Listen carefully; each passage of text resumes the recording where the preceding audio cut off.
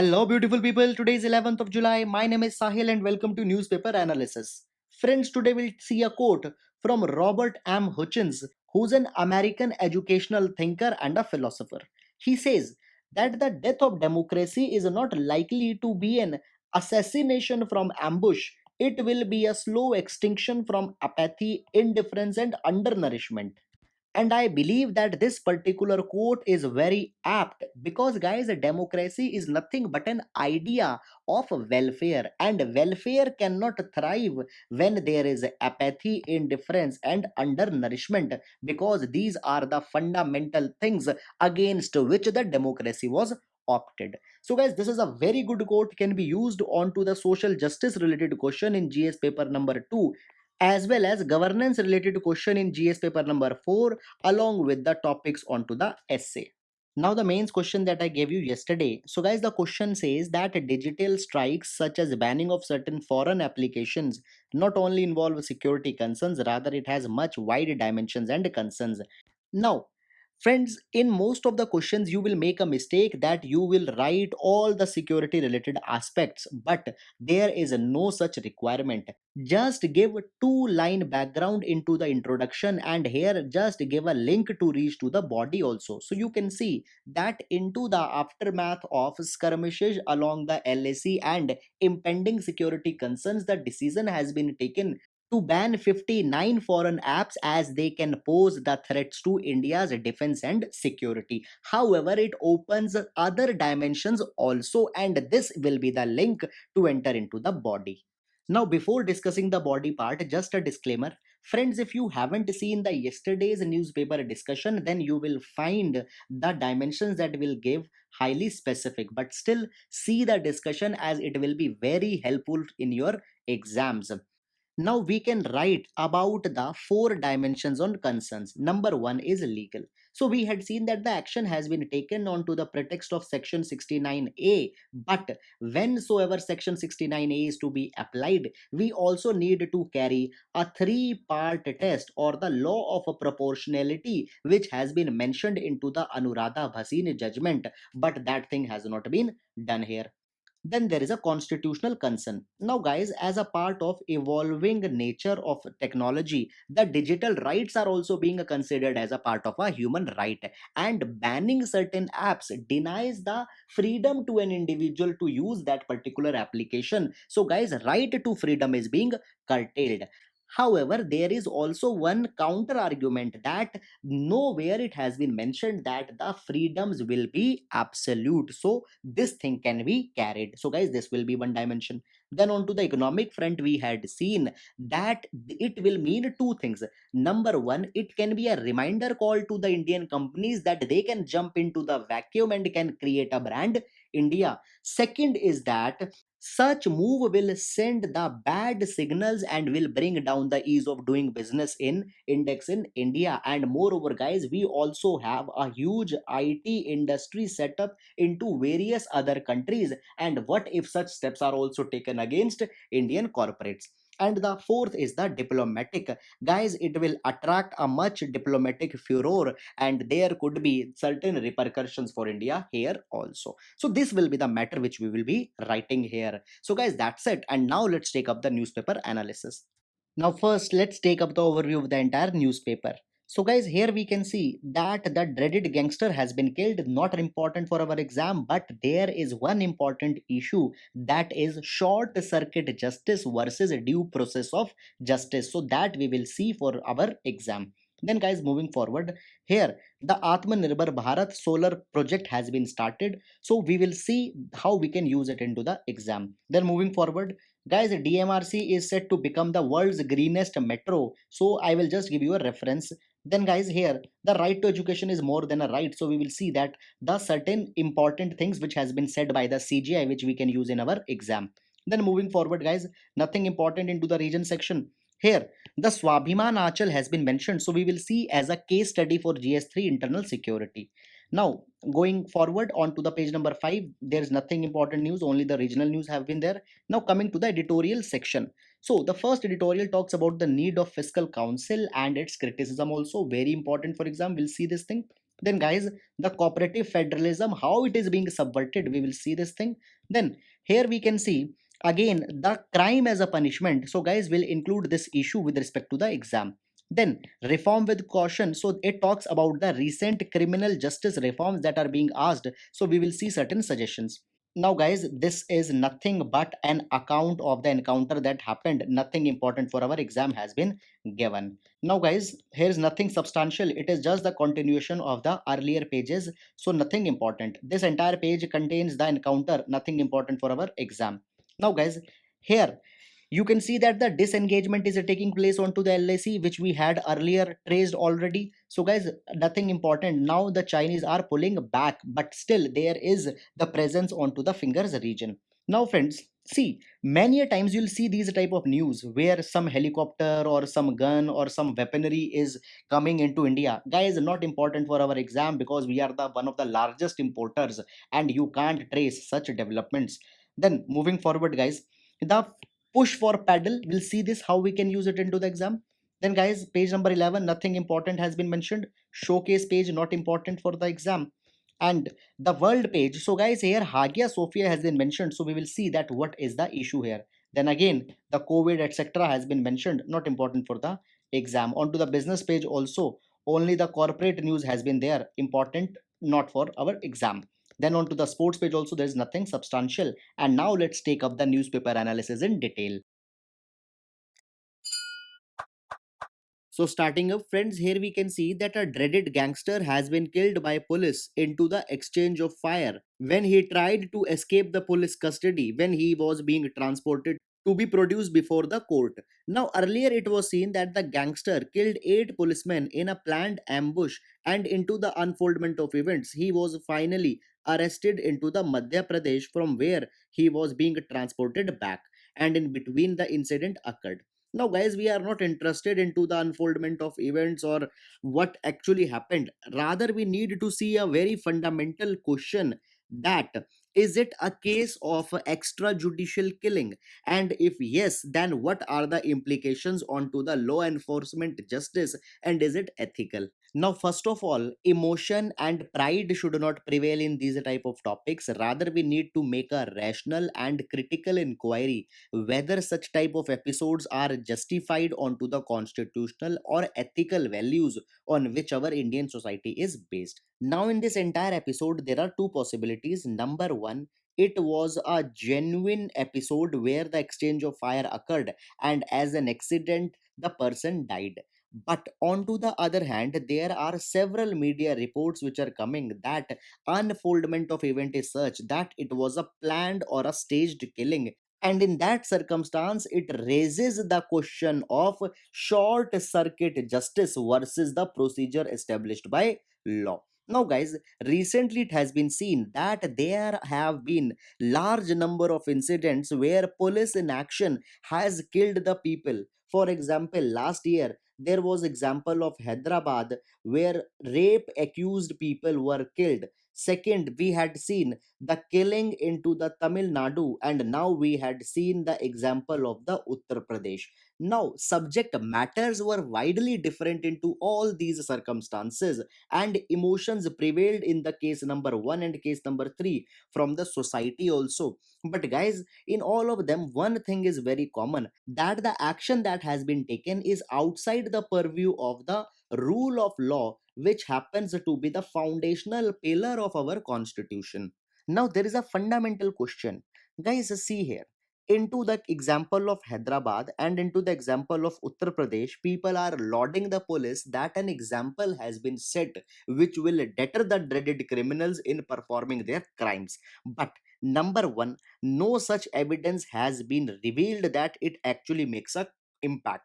Secondly, counter violence cannot be used by the state actors such as police because state institutions are the upholders of the constitutional values. They are the ones which makes a foundation that under no circumstances law and order should be bypassed. So guys, basically a kind of a precedence is set into motion when such kind of incidents happen, and it derails the legitimacy of the entire institutions. Thirdly, guys, again, these kind of incidents could be appreciated because it has been said that it provides the instant justice which restores the faith of people into the system. But if we make a critical inquiry, then friends, justice is not appreciated for the result, rather, justice is appreciated for the due course of action that it takes. Justice never discriminates in case A, case B, or case C situations, and because of that objectivity, the system has been conserved for the centuries. Moreover, the state cannot hold an attitude of dichotomy. For example, into certain cases you can allow the court proceedings, the due process of law, and into certain cases you can bypass the entire situation. That thing can simply not do. Though the cases could be different, but the treatment should be same, that is the procedure established by the law, which has been mentioned in our constitution very clearly, and in no case the short circuit justice is desired or appreciable.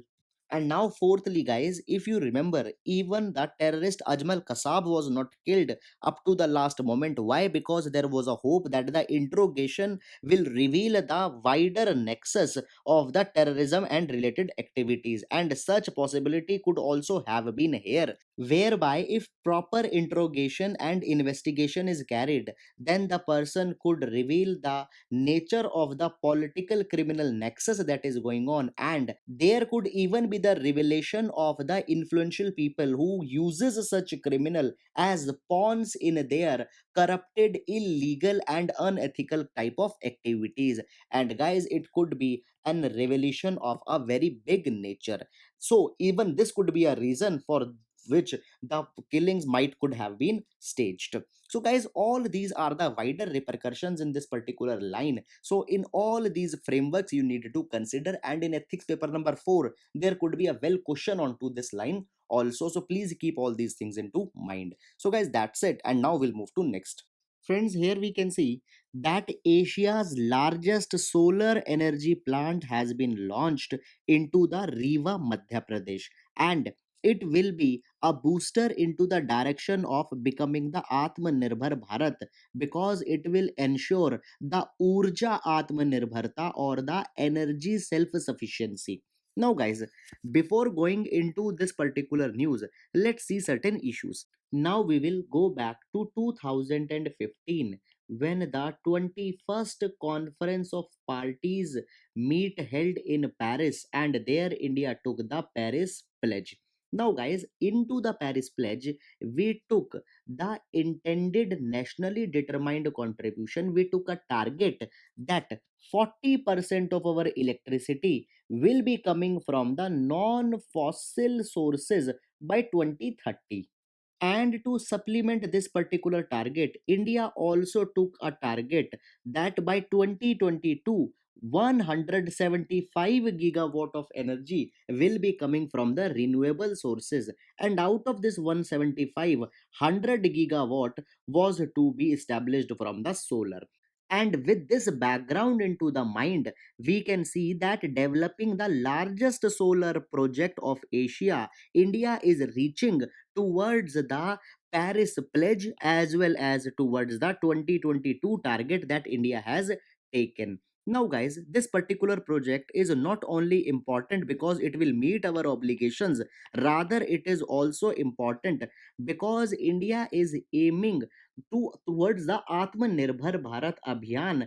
And guys, in that particular direction, being one of the largest solar market in India, India holds the great potential into the manufacturing of the solar photovoltaic cell as well as the solar panels, and can the supplier to the entire world countries which are also aiming towards the solar energy generation. Moreover, guys, India is also an active partner of the International Solar Alliance till since 2015, and being its part, India can be the major supplier to all the participating countries. And guys, for that, India also needs to make a significant mark, and this particular project will be helping in that particular direction. Now, guys, on to the inauguration. The solar energy has been called as sure because it will not exhaust as other sources can exhaust, pure as it is non-polluting, and secure because it can secure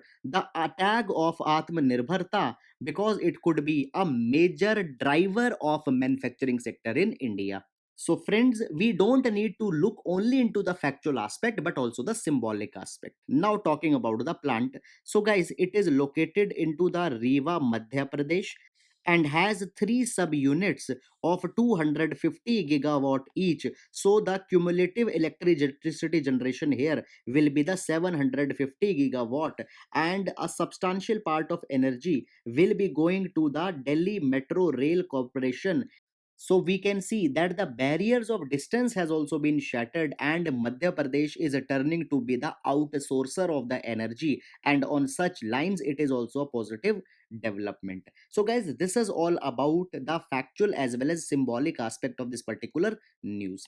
By the way, onto the sidelines, friends, DMRC receives the electricity from the Riva. It has its own dedicated solar plant, and guys, apart from it, it also generates a substantial energy from the rooftop solar panels. And due to this, DMRC is also set to become one of the greenest metro of the world. So we can also use it as an example whenever you are writing onto the renewable energy questions. So guys, that's all about this particular news, and now we'll move to next.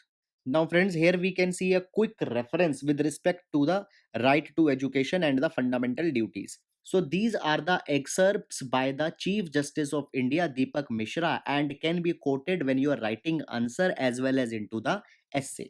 Now guys, he says that the development of scientific temper and spirit of inquiry by education is important, and right to education is more than a right, because it is a condition which gives a fulfillment to a person and is very fundamental in the spirit. Moreover, he also talked about the fundamental duties. Now guys, we say that fundamental duties were instituted in 1976 when the 42nd Constitutional Amendment Act came, but he had said that it is wrong to say that the fundamental duties were non-existent before 1976. He said that the idea of fundamental duties was given by judiciary in 1969, when judiciary said that whenever one enjoys fundamental rights, duties are always related to it.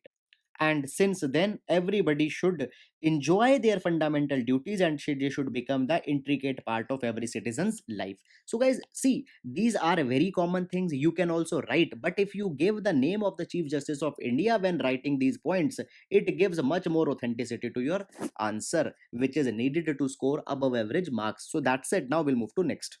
Now here we will see a case study which could be used into GS3 internal security related questions. Now it is a story of the Swabhiman Achal, which has been many a times into the news in last 2 years. So guys, actually Swabhiman Achal is a collection of nearly 151 villages into the state of Odisha, into the Malkangiri district, which is also famous for the Garjat hills. Now, friends, the Swabhiman Achal was the hotbed of the Maoist activities, and the left wing extremists from the three states, that is the Chhattisgarh, Andhra Pradesh, and Odisha, used to find refuge into the Swabhiman Achal villages.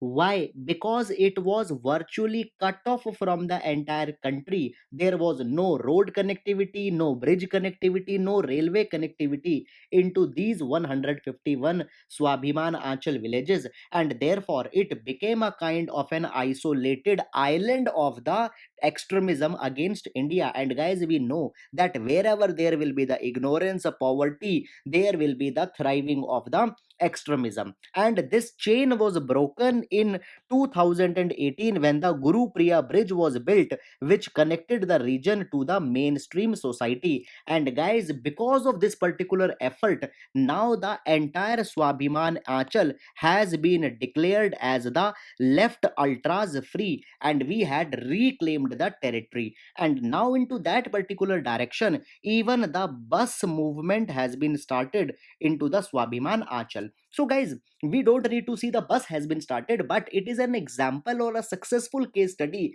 where we can show that by giving the right developmental fruits, we can reclaim the lost territory by the Maoist. So guys, please use it as an example, as it will give much authenticity to your answer. So that's it, and now we'll move to next. Now friends, we are into the editorial section, and the first editorial talks about the reform into the criminal justice system of India. Now, recently, the Ministry of Home Affairs had established the Ranbir Singh Committee, whose task is to suggest the reforms that are needed into the criminal laws. Now, if we talk into the broad sense, then there are the three major laws which regulate the criminal justice system in India. They are the IPC 1860, Indian Evidence Act 1872, and the Code of Criminal Procedure 1973.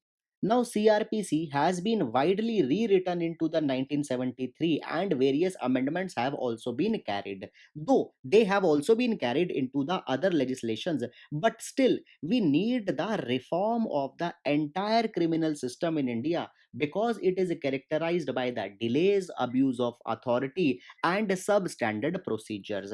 And in this particular direction, even the Malimat Committee was constituted in 2003, which suggested various meaningful reforms. But guys, piecemeal approach has been adopted till now, and this particular committee will be suggesting the comprehensive reform into the entire system, which is a good thing, number one. But there is one more concern also.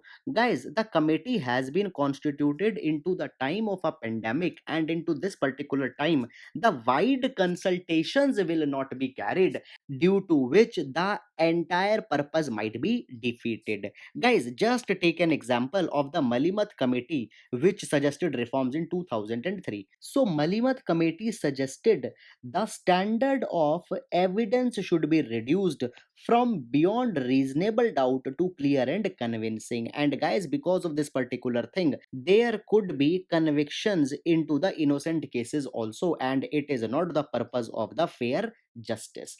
Hence, Malimat Committee attracted the wide criticism also. Moreover, guys, this could also be a possibility because Malimat Committee was not that much representative, and now government is again making the same mistake, because guys, even into the Ranbir Singh Committee, first of all, it is an all male panel, and therefore the female related issues might be ignored. Secondly, the consultative process has been very much restricted, and thirdly, guys, due to the lockdown and such issues, there could not be the wider participation of the advocates and the people who are into the hinterlands as well as interiors of India. So in all this particular direction, there is a suggestion that can be made that government though should go for the reform, as it is a much need into the present times, but still the process should be democratized.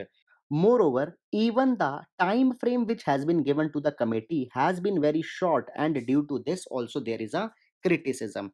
Now guys, as a counter argument, it is said that already in 2013 the Justice Verma Committee had also suggested the reforms into the criminal system, and the reforms have been widely appreciated. So into the short time also the suggestions could be made. But guys, into the Justice Verma recommendation, it concerned only one parameter, that is the crime against the women. So guys, it was possible for the Justice Verma Committee to deliver the suggestions, but the entire reform will need much more time. So guys, the flexibility with respect to the time should also be given. So guys, these are all the concerning issue, could be very much important for our exam. And now we'll move to next.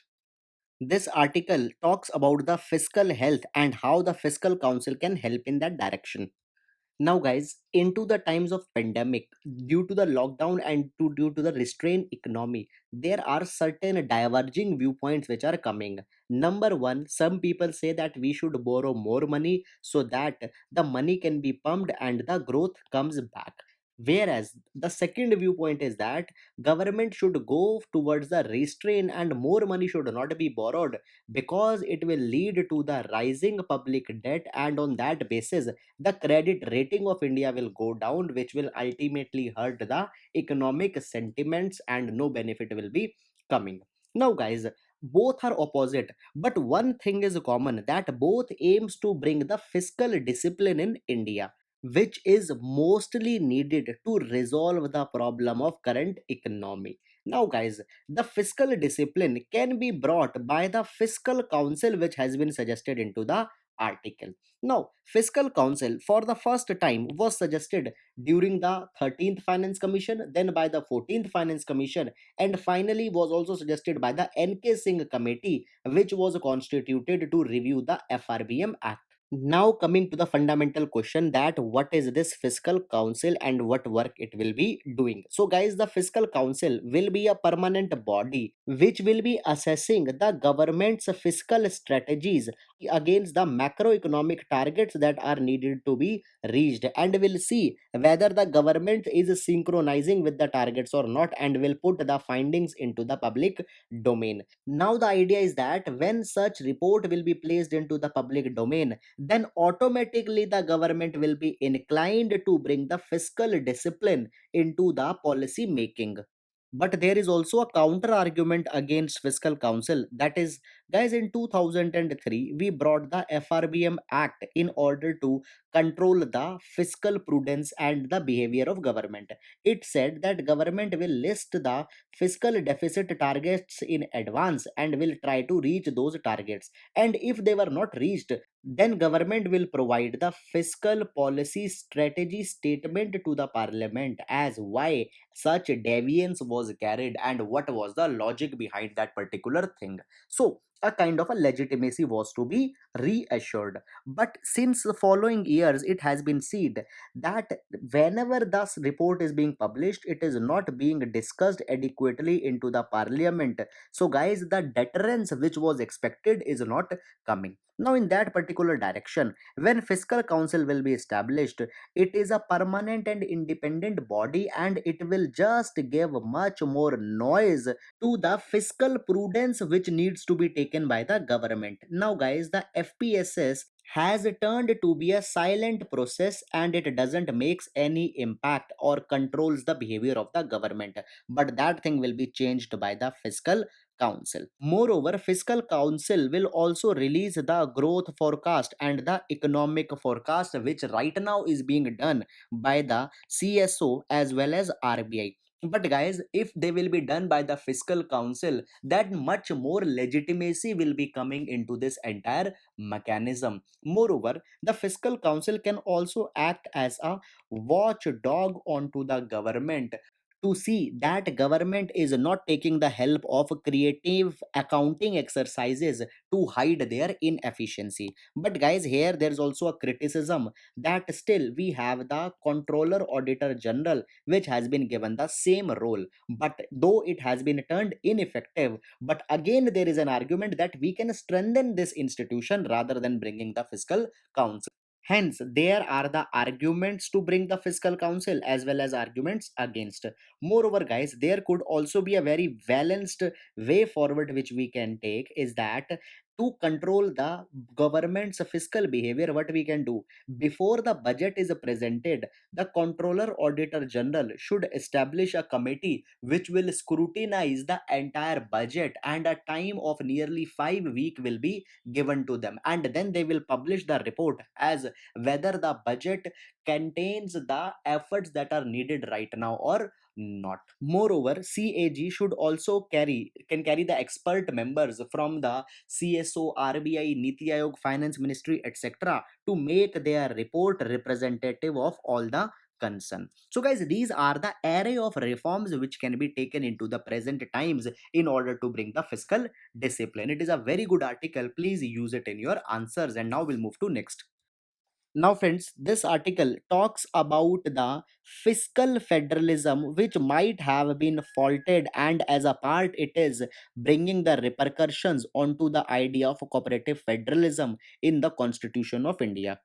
Now, guys, Indian Constitution envisages the federalism where there are the center as well as the states, and both have their own predefined role. But inherently, we had followed the system where the more precedence is given to the center over the state. But still, center is not satisfied, and it occasionally tries to subvert the powers of the state. And whenever it happens, it leads to a constitutional crisis. Now, throughout the 1980s, it has been seen that the federalism was subverted by the extensive utilization of Article number 356, where the errant states were brought under the president rule so that the center gets the direct authority. And into the past few years, it is being said that the center government is using the fiscal route to subvert the state governments. Now we'll understand this by examples. See, friends, the 14th Finance Commission report was accepted in 2015, and there it was said that the more finances will now be given to the state. And guys, the state allocation were increased to 42% from the earlier 32%. However, here even new responsibilities were also given to the state government. So it looked good at that point of time. After 2 years, the GST was introduced, and it also said that now even more money will be coming to the government of states because the tax collection will be streamlined and it will give the benefit. But guys, now if we come to the present times, then what had actually happened? What is the performance? So first of all, let's consider the GST. In 2018 and 19, the GST collections were actually 22% less than what was the expected, and the burnt was borne by the state governments. Moreover, guys, onto the GST front alone, if you remember, the 2019 December to 2020 January payments have been just made into the June, that is after the delay of nearly 5 months. So guys, here the promise has not been fulfilled. Now coming on to the Finance Commission recommendation. So guys, though enhanced allocation were given, but at the same time, I told you earlier that the state's responsibility was enhanced, and the result is that in 2014-15 the state government were spending 46% more than the center government, and now they are spending 64% more than the center government. So guys, whatsoever more was given, more than that is now being forced that the state government should spend. Then guys, the center has taken care of its own finances because a series of new cess has been introduced whose money is not being shared by the state government, and now it is being said that even a new COVID cess will also come, and that money will also not be shared with the state government. So guys, state government's fiscal autonomy is being subverted. Now, we can take the example of the West Bengal, which had faced the misery of the cyclone Amphan, which is the most catastrophic event. Now, guys, here also there has not been any substantial help from the central government, and the burden majorly lies only onto the state governments, and they are left to take care of themselves or on their own. Now guys, this is one example. Another example can also be taken that there are huge dues which are to be paid by the Union Ministry of the Rural Development, and similarly the GST receipts are to be paid, the subsidies are to be paid, and all such kind of things. Alone to the West Bengal, the center government owes nearly 53,000 crore rupees, and a similar type of situation prevails in all the other states also. So guys, the fiscal federalism has been subverted very systematically by the center government. Now, according to a study by the Center for Policy Research, it is being said that if a calculation is made that what was promised by the 14th Finance Commission and what is actually given, then we will find that there is a gap of nearly 6.8 lakh crore which has not been yet transferred, and such thing is not at all appreciated. Now we'll take one more example, that is of the FRBM Act. You know that under FRBM the fiscal deficit is to be controlled by both the center as well as the state. But now into the aftermath of COVID, you also know that the state needs to spend more money, but economic activity is such that the money is not coming. So anyhow, state will be incurring the more fiscal deficit, and for that thing they ask the center government that please give us the relaxation of the FRBM, please put away the restriction onto our fiscal deficit. So guys, the center government came half heartedly here. Center government allowed the states to go for higher fiscal deficit, that was from 3% to 5%. But guys, out of this, only 0.5% was non-conditional and 1.5% was conditional. They can raise that money, this 1.5%, if they meet with certain obligations such as privatization of power distribution, enhancing revenue of urban local bodies. So a question is again being raised that is it the right time to impose the conditionalities because the times are unprecedented. So guys, all these issues reflect that how the cooperative federalism is being failing under the guise of the fiscal federalism. So friends, these are the issues associated in this particular regard. So that's it, and now we'll move to next.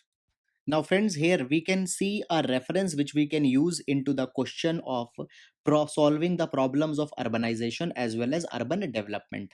Now, into the aftermath of COVID, public transportation is restricted and even people are not willing to use it. So, guys, what could be the alternative transporting solution? So, here the cycling could be such dimensions which could be promoted, and in that particular direction the India Cycles for Change challenge has been started by the Union Housing and Urban Affairs Ministry. So here the government has invited the suggestions that how the cycling infrastructure and cycling strategies could be instituted into the city and urban development. Here all the 100 smart cities will be eligible to send their proposal, and apart from them all the cities with population of over 5 lakh as well as the state capitals will be allowed that they can send their proposal. Then on to the basis of merit, the cities, 11 cities will be selected and they will be given a funding